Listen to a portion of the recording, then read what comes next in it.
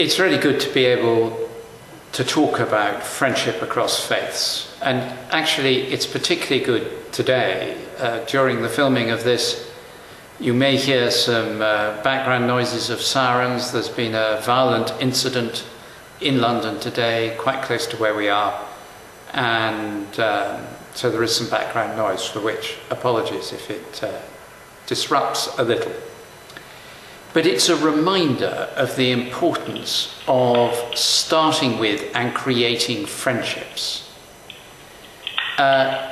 Friendships across faith are the key to beginning to work out how we deal with difference. We don't deal with difference by pretending it doesn't exist. We deal with it by building relationships. My own experience has been very varied. It's, I suppose, one of the earliest of the close friendships I had was with some imams in Nigeria when I was doing some mediation work there, and just finding myself more and more sitting down with Islamic religious leaders in Nigeria, asking them questions, them asking me questions, and just saying quite openly to each other, well, what causes these things to happen, some of the violent incidents we were dealing with? And I would say I remember one of them, a particular friend, I said, look, I know you're committed to peace, but some of your colleagues aren't. If you were them, how would you justify violence, and how can you tell me why your justification is wrong? So we were at a very honest level. And then since being Archbishop, because lots of other relationships have developed, among those with whom I relate most closely are the Chief Rabbi of the Commonwealth, who lives in London, and we had dinner together last week. Very frank, honest, I mean, he's an extraordinary man. Leaders of the Islamic community, and later today I'll probably be on the phone to one of those saying, you were right, following incidents today, you know, because people always cause, there's always tension at moments like this. And it's been, for me, a particular pleasure to build these relationships. Two quick examples to finish with. Last autumn, in English terms, last October I think it was, I was in Abu Dhabi and meeting Islamic religious leaders. We had tough, honest conversations which deepened our friendship. Friendship doesn't mean avoiding big issues. And more recently, meeting with, during Lent, which is in Christian terms the period running up to Easter when you're meant to prepare with fasting and reflection and that kind of thing, meeting with an imam who's become a friend, and me sharing a bit from the Christian scriptures, him sharing something from the Quran, and again, very honest conversations, not pretending we agreed, but recognizing humanity in each other. Through these conversations, I've been enriched in numerous ways. First of all is just simply with friendship, with food, and then it goes with food, lifts my spirits a bit. What I've been enriched with most, the sort of deep thing, is an understanding of profound religious faith commitment in others, which has forced me back to examine myself more closely, to listen more carefully, and that's been the principal source of enrichment. If I were thinking about the call to what everyone can do in this area, what would I say? I think I'd say that you get further with food than with most things. So let's be really down to earth about it. Yesterday evening, my wife and I visited a refugee family, Muslim, who are living here at Lambeth. And so what do? We share a cup of coffee and some fruit. We give them a chocolate Easter bunny. I mean, it's not complicated. I would say to everyone, start with sharing what we all share, which is the pleasure of conversation. It could be football, about football, it could be about sport generally, it could be whatever. But very often a bit of food does no harm. Talking about family, understanding each other's humanity by relating to the fact that we have people whom we love, and we have things which we love, and we have activities which we love, and surprise, no surprise, very often what someone of a different faith loves in terms of activity is very, very similar to what we love. When you talk in the very secularized West about knowledge of faith traditions, one starts with the reality that an awful lot of people have very little knowledge of any particular faith tradition nowadays. That's how the world has changed in much of Europe, and in some other places, not much elsewhere, but in some other places.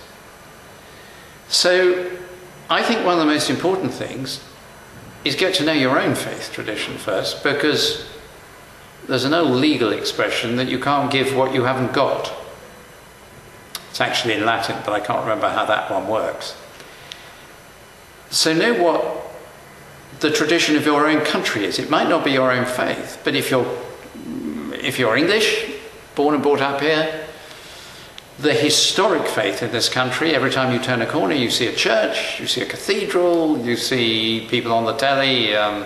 So why is this story of the church so important in our history? Secondly, listen to other people's story. It's all about story. And be honest. For me, the important thing is to admit what I don't know. The most important step in working with other faiths is to move from unconscious ignorance to conscious ignorance. In other words, from saying you think you know and then realizing you don't, to saying I know that I don't know what they think, and therefore the only way of finding out is to ask them. That's a very good way forward. And you sometimes find some very, very surprising answers. We have in England a program called Near Neighbours, very helpfully and kindly and generously sponsored by the British government, working through an organisation linked to the Church of England called the Church Urban Fund, and through dioceses in the church, that is areas where there's a bishop, a church leader covering a largish area. And Near Neighbours works at bringing different faith communities together in areas where we have numerous different faith communities. One of the things that's beginning to make it work rather well, I'm sorry this is sounding like a theme that I'm obsessed with, is that they share meals together. I mustn't mention food again. But one of the other things is they begin to find what they can do in common. So, for example, you're finding them in areas of economic need, sharing in running food banks. You're finding them helping with night shelters for people who are homeless. You're finding them working together on local needs with elderly people. And what that has taught me is this is not true for every faith, because the moment any religious leader says all faiths believe X or Y, stop listening, because they don't. One thing one can say about many faiths is that they have within them, at their heart, a sense of the existence of God. That is not true for all the major world faiths, but for many, for most, And they also have a deep sense of the dignity of the human person. And that leads them to reach out to help people, to be with people, to be there for people. And I think in my own friendships, it's that sense of recognizing that people act not out of calculation to make their faith look better, but out of a deep sense of compassion for people who are suffering. And that tells you something really, really important. And it builds very powerful bridges. I think it's a really difficult question as to what the impact of differences in faith mean. If we take faith seriously, that it's more than a lifestyle choice, which it certainly is, then for me, at the heart of my faith, is a belief in a relationship with Jesus Christ, with God through Jesus Christ, a sense of the presence of God, an expectation that when things go really wrong, that I can argue with God, protest, lament. When things go really well, I can dance and celebrate. And that comes as a Christian because I believe that Jesus Christ is God himself. Now, if you're talking with someone who may have very similar value systems but doesn't believe that, that's obviously something you have to navigate around. You have to negotiate that. But it should not be an obstacle, but it should be a reality. And they're very, very different things.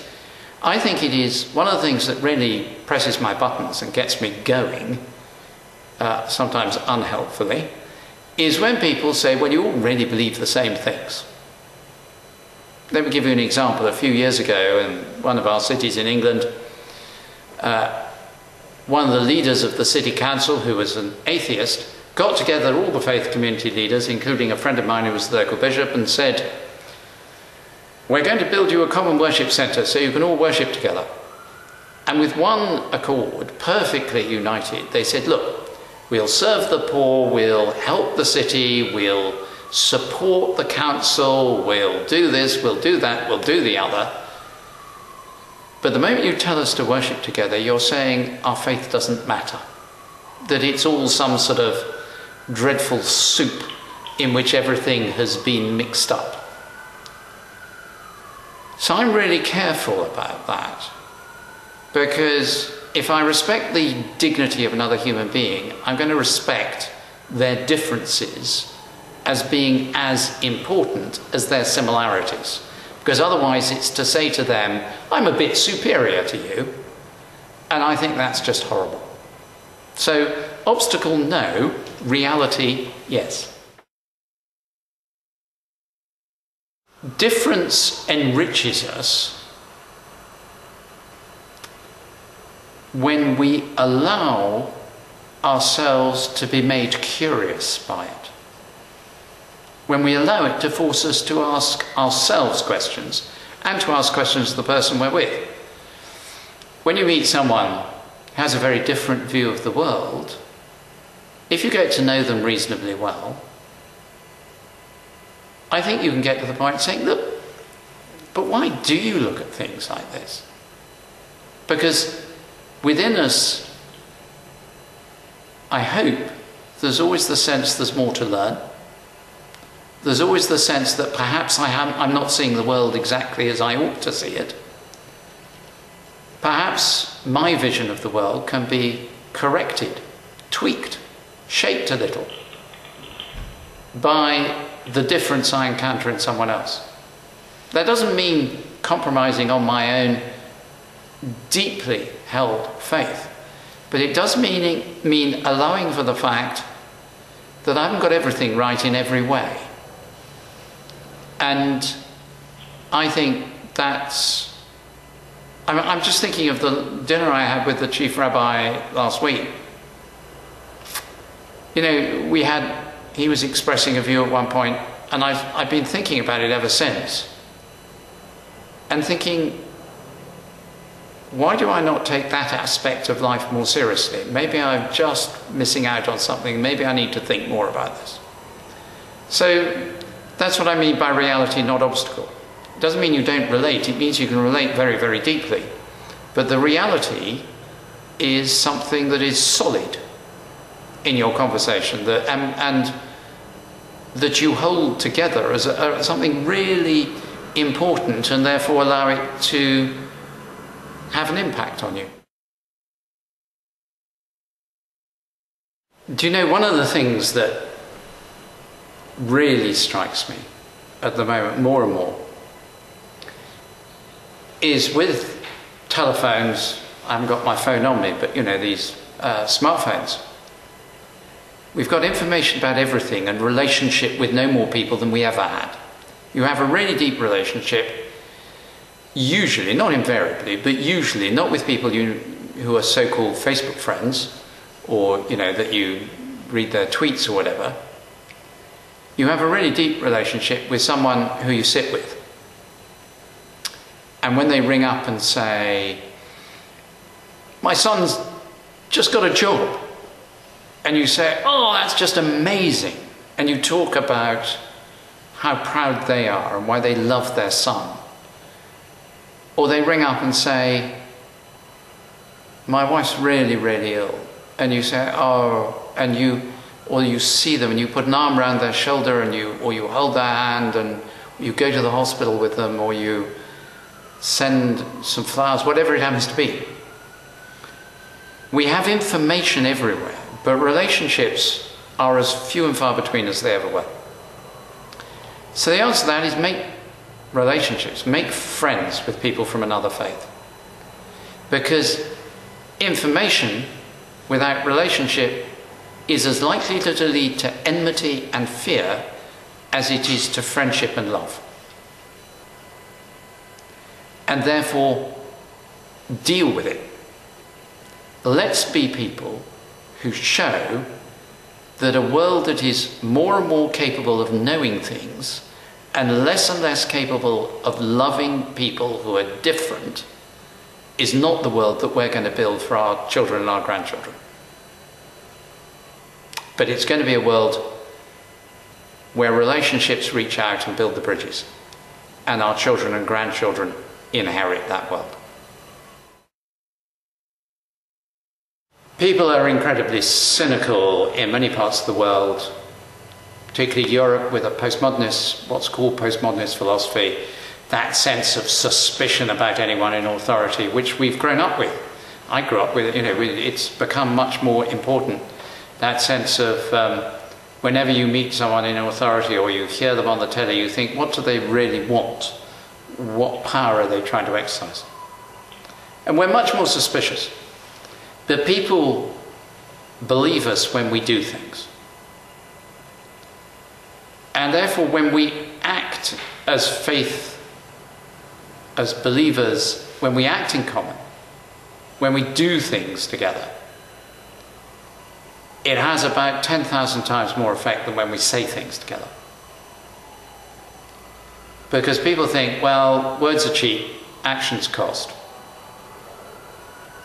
And I need to keep on reminding myself of this, because, you know, I'm in the word job. I spend my life talking.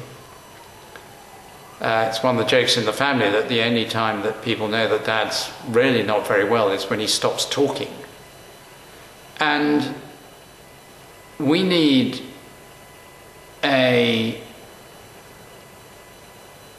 people in faith communities who are utterly faithful to their own actions, to their own faith, but who act in common.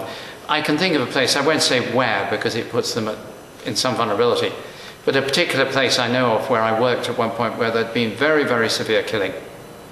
It wasn't really over faith, but it became, faith was used as the hook to hang the quarrel on.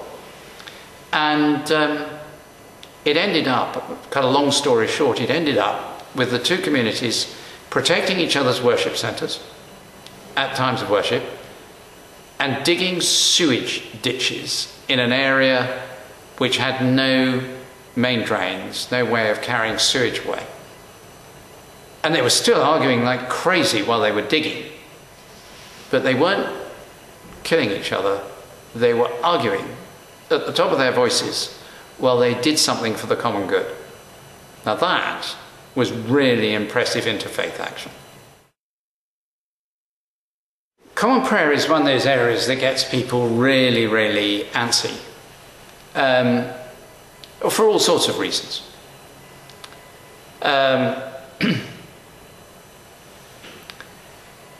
I think it has to be done with great care, not to imply that, as I said earlier, that we're some kind of common religious soup, like a stew in which you throw everything in and hope it tastes nice at the end. I think, I'm just remembering an example, possibly about a year ago, when we had prayer following some terrible incidents in the Middle East outside Westminster Abbey.